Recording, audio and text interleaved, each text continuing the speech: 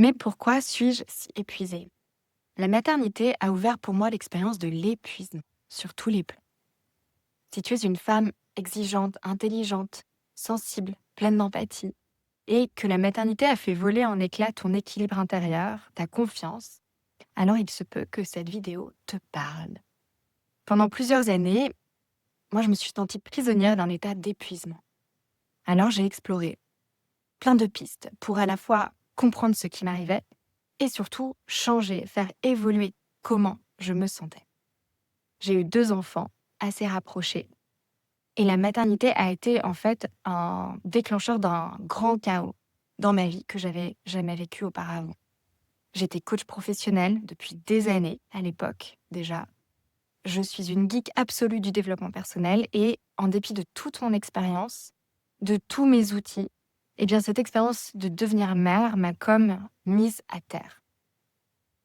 Là où j'étais hyper sûre de moi, je me suis sentie très insécure, profondément insécure. Avant, j'étais reliée à énormément de ressources, de compétences et je me suis sentie totalement démunie et soumise à un système nerveux très dérégulé. Ce que je croyais à l'époque, c'est que j'étais dépassée. Je croyais que j'étais incapable et je croyais aussi que j'étais impuissante. Et en fait, ce que j'ai compris plus tard, ce qui se passait en réalité, c'est que je vivais un effondrement d'une ancienne identité. J'étais en mu. Donc c'est de ça qu'on va parler. L'épuisement venait en partie du manque de sommeil, bien sûr. Il venait aussi en partie de tout ce que je tentais de mettre en place dans mon quotidien parce que je voulais m'épanouir dans toutes les facettes de ma vie. C'était tellement important pour moi.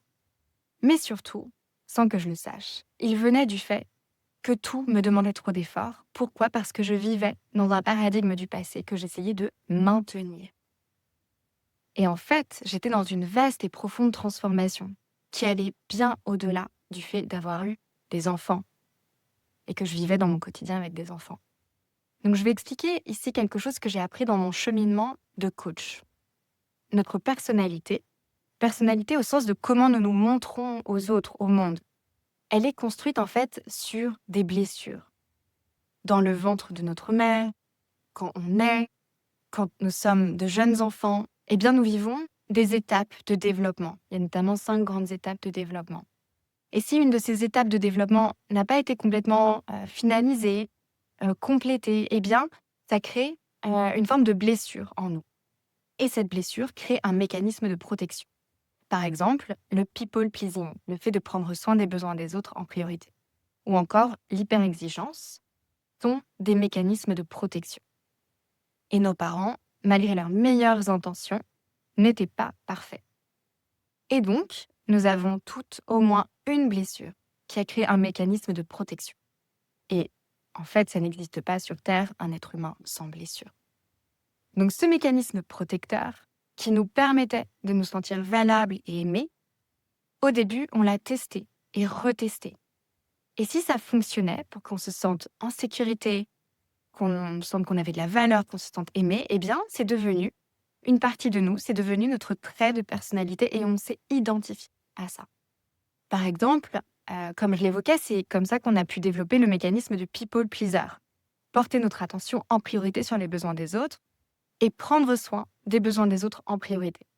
Ça nous permet de nous sentir aimés, de nous sentir en sécurité dans la relation avec l'autre. Et ça nous permet aussi d'éviter d'être en contact avec nos manques à nous et avec le fait aussi d'avoir besoin des autres. Un autre exemple, l'hyper-exigence. C'est un mécanisme qui permet de se sentir en contrôle, qui permet de se sentir digne d'amour à travers la performance, tout en évitant en fait le contact avec une peur profonde qui est d'être insuffisant, rejeté ou vulnérable. Voilà, je vous donne ces 2 exemples parce que moi, c'est des mécanismes que j'ai à l'intérieur de moi. Bref, donc on avance dans notre vie avec notre petite panoplie de mécanismes de protection. Et il est très possible que lorsque nous devenons mères, eh bien la vie s'engouffre pour nous faire déposer nos vieilles peaux. Car tous ces mécanismes de protection, ce n'est pas qui nous sommes vraiment. Et comme la vie veut que nous devenions pleinement qui nous sommes, eh bien, le socle solide et confortable sur lequel nous nous tenions s'effondre. Donc ce qui est épuisant selon moi, C'est de rester loyal à d'anciennes façons d'être et de faire. Ce qui est épuisant, je crois, c'est de tenter de maintenir ce qui est habituel, mais qui ne nous correspond plus.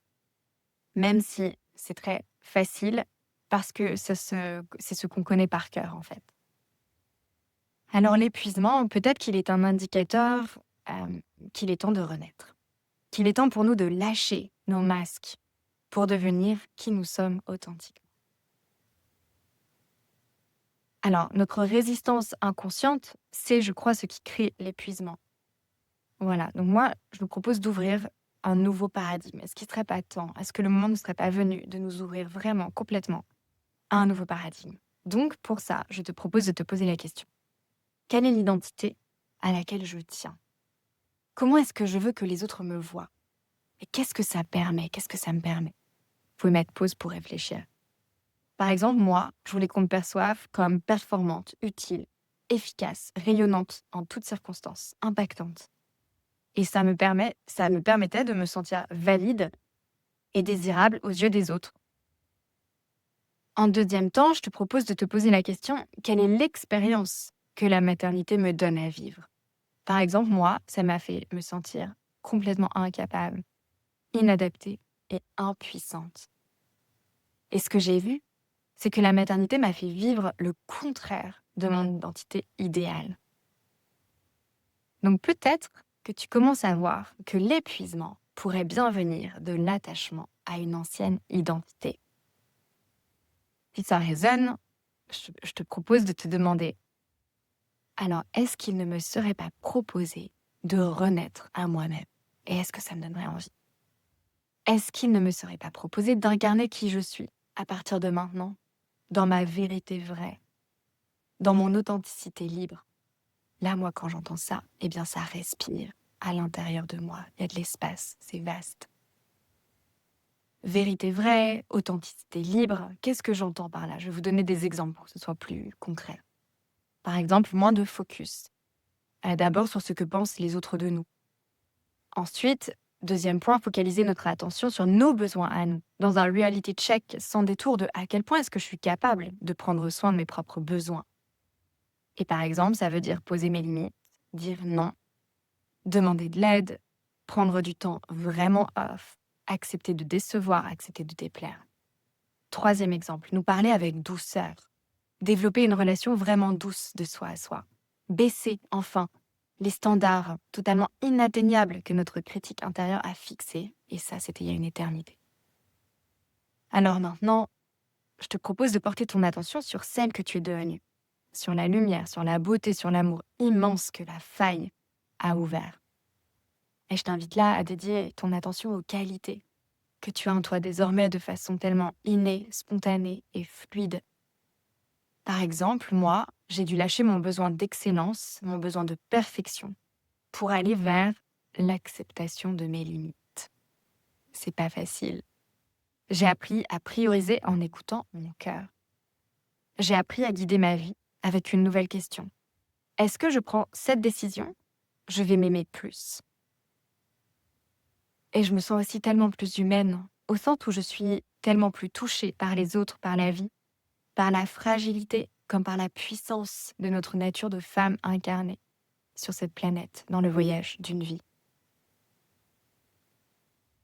Alors je te propose de noter un mot, 2 mots, 3 mots qui te viennent. Pareil, tu peux faire pause si tu as besoin. Et de te laisser toucher par ça, parce que nous courons tellement que nous oublions de voir notre propre beauté. Alors tu peux fermer les yeux, prendre un temps pour simplement respirer, ressentir. Comment c'est dans ton cœur quand tu connectes à ça? Comment c'est dans ton corps quand tu dédies ton attention à ça? Voilà. Magnifique. Et puis, tu peux simplement prendre un temps pour observer l'ancienne identité qui est comme en train de se défaire, de se détisser, pour laisser place à celle que tu es, authentiquement, dans un espace de fluidité, où il n'y a plus d'épuisement, mais de l'énergie, de la vitalité, où ça circule, en fait. sans rien qui entrave. Alors ma proposition, c'est de voir que cet épuisement n'est pas un échec, mais très probablement l'appel profond de la femme que tu es en train de devenir. Et pour moi, il ne s'agit pas d'autre chose que de nous souvenir de qui nous sommes. Alors si cette vidéo t'a parlé, dis-le moi en commentaire. Et tu peux aussi découvrir mes accompagnements en lien avec ce seuil sur lequel tu te tiens. Je te mets le lien en commentaire. Et je te dis à bientôt dans la prochaine vidéo.